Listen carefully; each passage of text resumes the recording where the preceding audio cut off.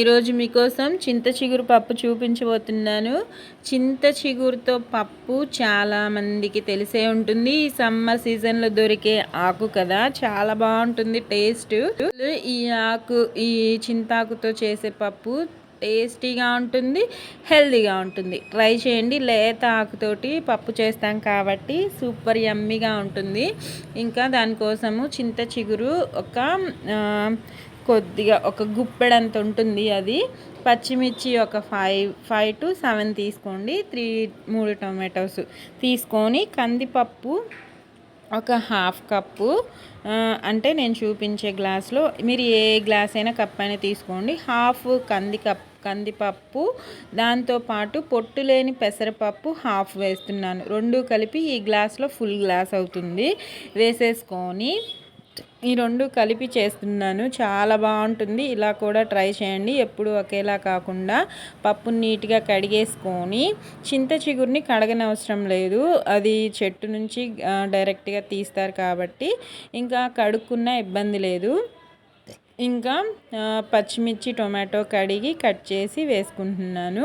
చింత చిగురు ఇప్పుడే వేయొద్దు. 2 పచ్చిమిర్చిని అలా ఉంచేసాను. చింత చిగురుని పక్కనే ఉంచేసుకొని, పసుపు ఒక హాఫ్ స్పూను, దాంతోపాటు ఇంకా చింతపండు వేయనవసరం లేదు, ఇది పుల్లగా ఉంటుంది కాబట్టి. ఇంకా వాటర్ తగినన్ని వేసేసుకోండి. 1 కప్పుకి 3 కప్పులంత వాటర్ వేసేసుకుంటాం కదా, వేసుకొని చక్కగా 5 విజిల్స్ ఉడికించుకుందాం. ఈ పప్పు 3 విజిల్స్ ఉడికించుకుందాము. ఎందుకంటే చింత చిగురు వేయాలి కాబట్టి 3 విజిల్స్ ఉడికించేసుకొని, 3 విజిల్స్ తర్వాత లిడ్ తీసేసుకొని దాంట్లో ఇప్పుడు చింత చిగురుని వేసేసుకుందాము.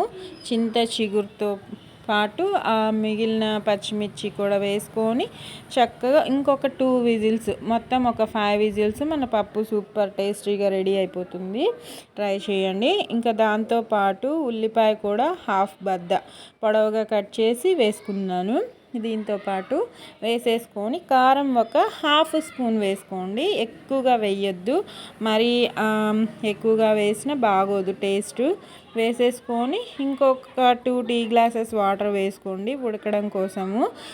మళ్ళీ అడుగు పట్టే ఛాన్సెస్ ఉంటాయి కదా, పప్పు కాస్త ఉడికింది కాబట్టి 2 టీ గ్లాసెస్ వాటర్ సరిపోతాయి. ఇలా మిక్స్ చేసేసుకొని మూత పెట్టుకొని లిడ్ పెట్టుకొని 2 విజిల్స్ వచ్చేదాకా ఉడికించేసుకుందాము. చక్కగా ఉడికిపోతుంది. ఉడికిన పప్పుని చక్కగా ఉప్పు వేసుకొని రుబ్బుకొని తాలింపు వేసేసుకుందాము. చూడండి 2 విజిల్స్కి ఎంత బాగా ఉడికిపోయిందో పప్పు అయితే. ఇంకా దాన్ని చక్కగా రుబ్బేసుకొని ఉప్పు తగినంత వేసుకోండి, ఎక్కువగా వేసుకోవద్దు.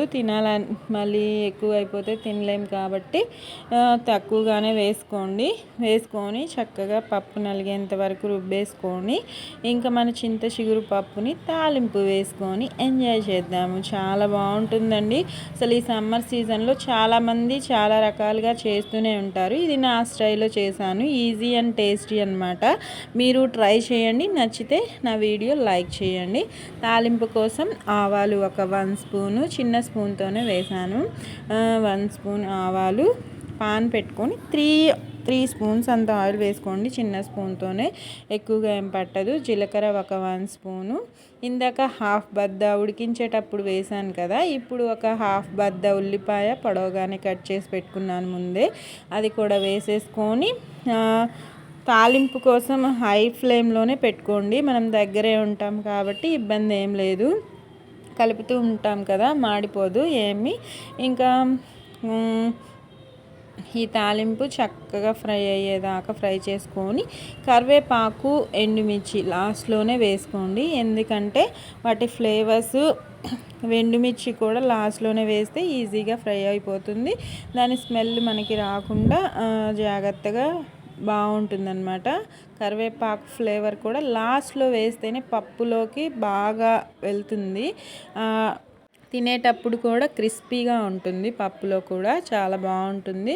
కరివేపాకు తిన్న మన హెయిర్కి, మన బాడీకి చాలా మంచిదండి. తింటూ ఉండండి. ఇంకా వేసేసుకొని ఈ తాలింపుని పప్పులో మిక్స్ చేసుకుంటే టేస్టీ టేస్టీ యమ్మీ యమ్మీ చింత చిగురు పప్పు రెడీ అయిపోయిందండి. మీరు కూడా ట్రై చేయండి. మీకు ఎలా వచ్చిందో కామెంట్లో పెట్టండి. నా వీడియోస్ వంటలు నచ్చితే లైక్ చేయండి, షేర్ చేయండి, కామెంట్ పెట్టండి. సబ్స్క్రైబ్ మాత్రం మర్చిపోకుండా చేయండి. కాస్త సపోర్ట్ చేయండి. ఇలా మిక్స్ చేసేసుకొని వేడి వేడి అన్నంలో నెయ్యి వేసుకున్నా వేసుకోకపోయినా సూపర్గా ఉండే పప్పు అండి. సమ్మర్ సీజన్లోనే ఎక్కువగా ఈ చింతాకు దొరుకుతూ ఉంటుంది. అందుకే ఈ కాలంలో చేసుకొని తింటూ ఉండండి. ఏ కాలంలో దొరికేది